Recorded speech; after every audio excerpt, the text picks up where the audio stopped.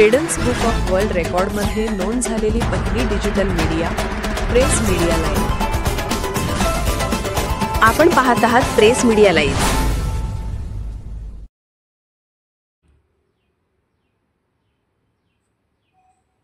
RM high school Miraj येथे वार्षिक क्रीडा स्पर्धांना उत्साहात प्रारंभ। दी हिंद एज्युकेशन सोसायटी मिरज संचलित RM हायस्कूल व आदर्श विद्यालयात दिनांक 20 नोव्हेंबर 2025 ते 23 नोव्हेंबर 2025 या कालावधीत वार्षिक क्रीडा स्पर्धेचे आयोजन करण्यात आले आहे। या स्पर्धेचे औपचारिक उद्घाटन गुरुवार दिनांक सकाळी 9 वाजता संस्थेचे अध्यक्ष आदरणीय मिलिंद जाधव सर व कुमारी शिवानी जाधव मॅडम यांच्या शुभ हस्ते करण्यात आले। यावेळी आदर्श विद्यालयाच्या मुख्याध्यापिका सौ पाटील मॅडम, RM स्कूल विद्यालयाचे मुख्याध्यापक श्री भातमारे सर उपस्थित होते।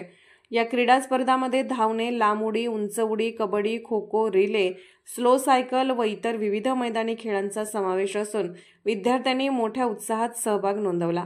उद्घाटन प्रसंगी मार्गदर्शन करताना संस्थेचे अध्यक्ष म्हणाले, या स्पर्धेमुळे विद्यार्थ्यांमध्ये शिस्त, संघभावना, आत्मविश्वास, खेळाडू वृत्ती विकसित होण्यास मदत होत असून संपूर्ण परिसरात उत्साही वातावरण पसरले होते।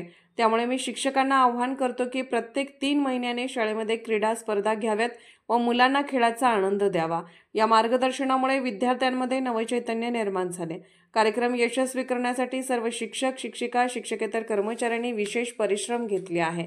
प्रेस मीडिया लाईव्ह साठी सांगली जिल्हा प्रतिनिधी अशोक मासाळ। सर्वप्रथम मला खूप आनंद आज का झालाय, रोज शाळेत विद्यार्थ्यांची संख्या कमी असते, पण आज ग्राउंड फुललेलं बघितल्यावर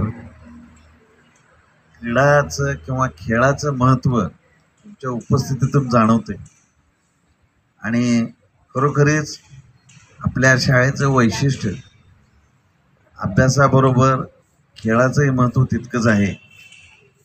पण घरातील पालक किंवा समाजामध्ये तू नुसतं खेळतच बसतोस, अभ्यास कधी करतोस असं विचारलं जातंय। मी उलट म्हणेन की खेळातून अभ्यास केला तर जास्त चांगला होतो।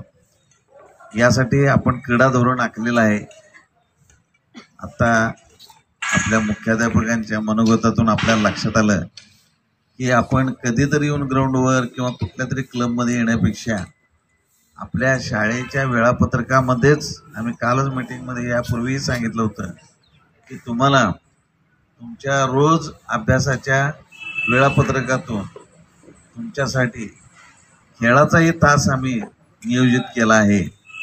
त्याचबरोबर प्रार्थनेच्या वेळी सर्व शिक्षकांनाही एक सूर्यनमस्कार आणि प्राणायामातला एक प्रकार करण्याचं आवाहन केलेलं आहे। या निमित्तानं आपण व्यायामाकडे वळतो। व्यायाम हा नुसता सांगून होत नाही, तर व्यायामाचं रूपांतर सवयीत व्हायला लागते।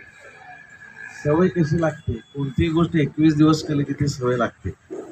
आपण तर रोजच शाळेत येतो, त्यामुळे आपले 21 दिवस कधी होतील आपल्याला कळणार। प्रेस मीडिया लाईव्ह न्यूज चॅनलला लाईक करा, शेअर करा आणि सबस्क्राईब करा।